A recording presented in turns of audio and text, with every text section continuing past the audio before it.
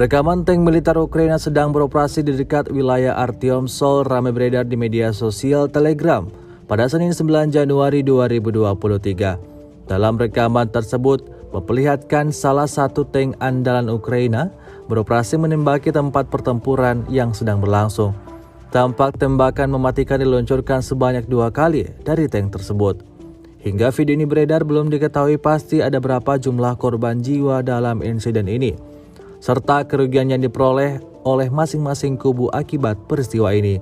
Kendati demikian, video dengan durasi pendek ini menuai beragam komentar dari warganet.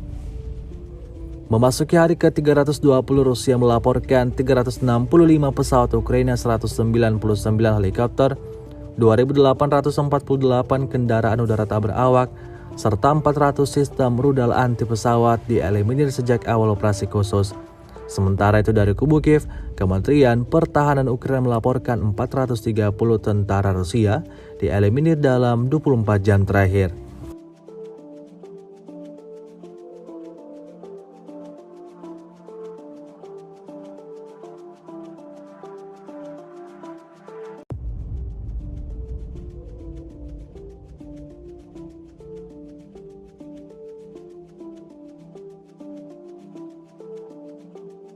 Terima kasih sudah nonton.